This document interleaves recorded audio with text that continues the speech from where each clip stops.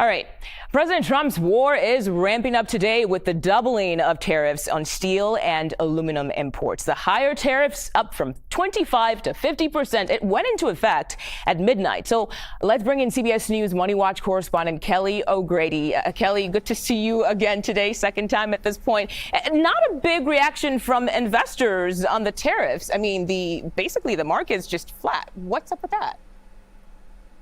That's right. And I think at this point, most investors are saying, OK, we've been here before. We did see these tariffs coming. This wasn't something that was announced overnight. It just went into effect at 12:01. We had this basically telegraphed as of a few days ago from the White House that we were going to see this increase. What I'm hearing from investors is you aren't going to see a big reaction until there is some significant data drop, whether it be inflation or the jobs report that's coming on Friday that surprises to the upside or the downside. And then that would sort of move markets because it's something out of the ordinary that would be unexpected, or some kind of meaningful change in this trade picture. And that could be a trade deal happening, or it could be the ratcheting up of even more tariffs with China and the U.S. as this tense situation begins to escalate more. So from what I'm hearing from folks, people are like, OK, you know, we've been here before. We've seen how this plays out. It's another tariff. We were expecting it, and we're going to kind of wait and see versus react more viscerally, which is what you saw in the beginning of all of this tariff back and forth. It actually makes sense, and it's good to see that because I think at some point, Kelly, I was telling you, it just seems like the market reacts to just about anything, right? Anyway, so now a major airline is responding to the tariffs by canceling a jet order. Can you tell us about that? Yeah, this is a really interesting example of how businesses are finding different ways to deal with the impact of tariffs. So Alaska Airlines, of course, one of the major airlines in this country, is canceling 14 flights a day through the end of July because they are not taking possession. They're delaying taking possession of 2 regional jets that they had expected to come into their fleet. And so without those, they are not able to run as many routes as they originally expected. Now, most often you hear businesses saying, well, I'm going to have to pass that cost down to customers.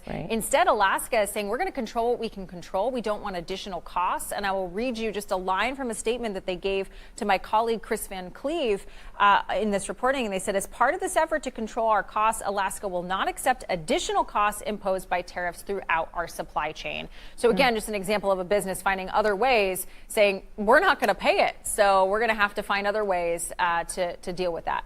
Yeah. Kelly, there is a new jobs report out. And what does it say? And why does it have President Trump putting pressure once again, by the way, on Fed Chair Jerome Powell?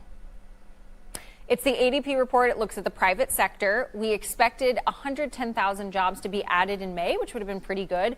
We only got 37,000. That was a big miss. We saw manufacturing lose jobs as well as small businesses. Of course, that's an area that we keep an eye on as they're less flexible in this tariff environment with all this uncertainty. Why the president said, hey, Powell, you are too late on these interest rate cuts is because when you have a job market that's weakening, it's a sign that the economy is starting to weaken. That's coupled with an inflation report last week that was very good, close to the Fed's 2% target.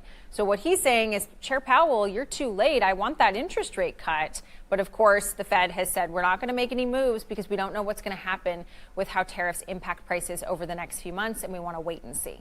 Yeah, going back to that word again, uncertainty. So the president's, exactly. The president's post comes as the Fed prepares to release its survey of the economy later today. Can you take us through that? It is called the Beige Book, and your colleague Reed was beige. It actually changed to beige because that is the color of the book. It changed in 1983 from red. They want it to be more neutral. So this is a report that essentially comes out 8 times a year. It looks at the Federal Reserve's 12 districts where they have banks and representatives, and it gives you a picture of how they see inflation, the job market, and the broader economy developing. They will use this information at their interest rate meeting later in June, and we all look at it as businesses, consumers, and investors to get a sense of where the Fed sees things going and therefore what we think they're going to do with interest rates. Mugo. Got it. CBS News MoneyWatch correspondent Kelly O'Grady, as always, thank you for walking us through so much topics and also making it make sense for us. We appreciate your time today.